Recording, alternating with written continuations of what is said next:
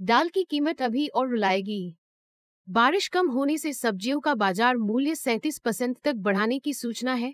यह टमाटर सहित सभी सब्जियों की बढ़ गई कीमत का राष्ट्रीय औसत है। कुल मिलाकर खरीफ के इस मौसम में रहर दाल और मूंग दाल का रोपण कम क्षेत्र में हुआ है। ये पहले से 419 लाख एकड़ कम क्षेत्र है। मुख्य रूप से सब्जियों और दाल की वजह से खुदरा मूल्य सूचकांक 17.5% तक बढ़ गया। इस तरह से खुदरा मूल्य सूचकांक 15 महीने के सबसे अधिक स्तर पर पहुंचा दिया था।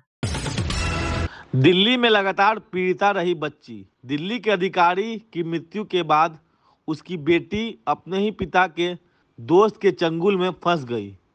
महीने भर तक इस बच्ची का उत्पीड़न होता रहा। पीड़िता की मां भी दिल्ली में नौकरी करती है। इस बीच बच्ची के पिता की मृत्यु के बाद उस बच्ची की बदहाली शुरू हो गई। पिता के दोस्त ने उसके जीवन को बर्बाद कर देने में कोई कसर नहीं रहने दी है। पिता के दोस्त प्रमोद खाखा ने वातावरण परिवर्तन के लिए बच्ची को अपने घर ले जाने के लिए मनाया। बहुत बड़ी विडंबना है कि प्रमोद खाखा महिला और बाल विभाग में डिप्टी डायरेक्टर हैं। प्रमोद को लड़की की मां मुंह बोला भाई मानती थी। मां ने प्रमोद खाखा पर भरोसा किया और इस विश्वास के साथ आघात करते हुए प्रमोद ने अमानवीय से भी अधिक अमानवीय अपराध किया। कुछ दिनों के अंदर ही कथित इस मामा ने 14 वर्ष की बच्ची का यौन उत्पीड़न करना शुरू कर दिया। बाद में उसके साथ बलात्कार भी करता रहा। उस बीच वह बच्ची गर्भवती भी हो गई।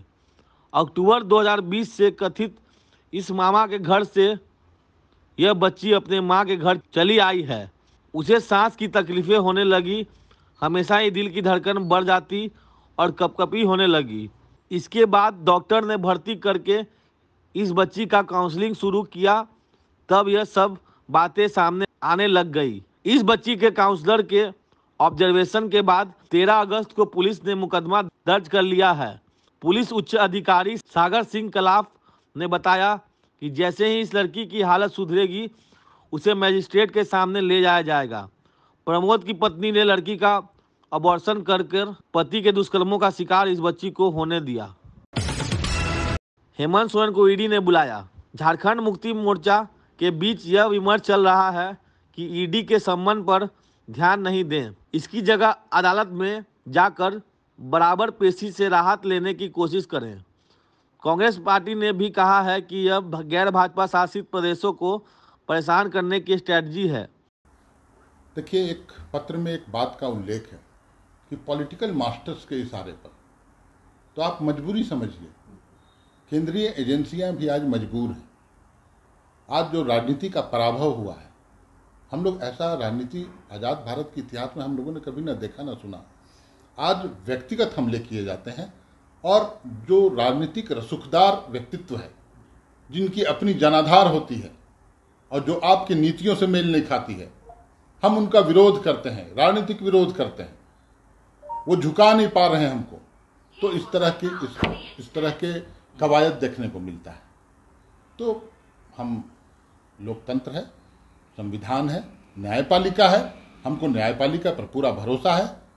निश्चित रूप से हम न्याय की शरण में जाएंगे, ऊपरी कोर्ट में, अदालत में जाएंगे, हाई कोर्ट में जाएंगे, न्याय की गुहार लगाएंगे, न्याय निश्चित रूप से मिलेगा, ऐसा विश्वास। देखिए, जिस प्रकार ईडी का लगातार 2014 से गैर भाजपाई शासित राज्यों में सम्मन का खेल चल रहा है, तो स्वाभाविक तौर पे यह बिल्कुल लोकतंत्र के लिए ठीक नहीं है। हम सिर्फ झारखंड की बात नहीं कर रहे हैं, हम महाराष्ट्र की भी बात कर रहे हैं, हम मध्य प्रदेश की भी बात कर रहे हैं, हम छत्तीसगढ़ की भी बात कर रहे हैं। जिन जिन राज्यों में गैर भाजपाई शासित दल राज कर रहे हैं, वहाँ ईडी के जरिए सरकार के विकासशील चेहरों को एक बदनाम करने का एक सुनियोजित साजिश केंद्र की सरकार के द्वारा रची जा रही है।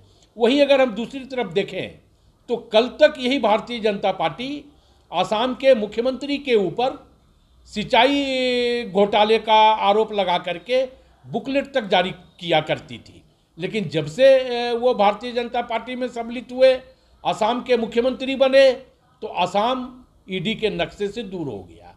यही बात नारायण राणे के संदर्भ में भी हुई, यही बात मध्य प्रदेश में शिवराज सिंह चौहान के संदर्भ में हुई। व्यापम घोटाला, लेकिन उस घोटाले की आंच ईडी और सीबीआई तक नहीं पहुंची, क्योंकि वो भारतीय जनता पार्टी का शासन था। तो भाजपा के शासन में अगर घोटाला हो तो अच्छी बात है, और अगर गैर भाजपाई शासित राज्यों में घोटाले ना भी हो, भ्रष्टाचार ना भी हो, तो एक ऐसा धारणा ईडी के मार्फत पैदा करो जो विकासशील सरकार के चेहरे को बदनाम करने का एक साजिश हो, और यही लगातार इस राज्य में भी किया जा रहा है। अंत में हम जानते चलते हैं कि अगर 14 अगस्त को झारखंड के मुख्यमंत्री को पूछताछ के लिए ईडी ने बुलाया था, उस दिन मुख्यमंत्री ने अनुपस्थित रहकर कहा रुख अख्तियार किया, तब अब ईडी ने उन्हें 24 अगस्त को बुलाया है। भाजपा पर लाठीचार्ज पटना पुलिस और प्रशासन पर भारी पड़ सकता है। बिहार के संदर्भ में दिल्ली से एक खबर है। 13 जुलाई को भारतीय जनता पार्टी के नेताओं पर पुलिस लाठीचार्ज की शिकायत लोकसभा में की गई है। लोकसभा के सभापति ओम बिरला ने पटना के कलेक्टर चंद्रशेखर सिंह और सीनियर एसपी राजीव मिश्रा को इस महीने की 30 तारीख को अपने यहां आने के लिए लिखा है। सांसद जनार्दन सिंह सिग्रीवाल ने ओम बिरला से यह शिकायत की थी कि उनके ऊपर निर्मम लाठीचार्ज करते हुए वे लोग जानते थे कि लोकसभा सांसद के ऊपर लाठीचार्ज किया जा रहा है। वे लोग जान मार देना चाहते थे। जानते हैं कि 13 जुलाई को भारतीय जनता पार्टी ने विधानसभा मार्च रखा था। मार्च शिक्षकों की बहाली के मसले पर रखा गया था। भाजपा का प्रदर्शन जब डाकबंगला चौराहा पहुंचा, तब प्रदर्शनकारियों पर निर्मम लाठीचार्ज किया गया था। सुप्रीम कोर्ट जाति जनगणना विरोधियों पर सख्त। सुप्रीम कोर्ट में सॉलिसिटर जनरल तुषार मेहता ने न्यायमूर्तिगण को कहा है कि जाति जनगणना के कई व्यापक प्रभाव पड़ेंगे। कोर्ट से श्री मेहता ने समय की मांग की है। सुप्रीम कोर्ट ने 28 अगस्त को अगली तारीख दी है। इसके पहले आज बहस के दरमियान न्यायमूर्तियों ने जाति जनगणना का विरोध कर रहे वकीलों से जानना चाहा है कि वह अपनी आपत्ति को ठोस ढंग से रखेंगे, तभी विचार करना संभव होगा। बजरंग दल का गठन राम जानकी यात्रा के समय हुआ था। बाबरी मस्जिद को गिराए जाने के बाद बजरंग दल को प्रतिबंधित कर दिया गया था। 1993 में बजरंग दल पर से जब प्रतिबंध हटा तो यह स्थानीय संगठन न रहकर फिर से कई राज्यों में सक्रिय संगठन बन गया।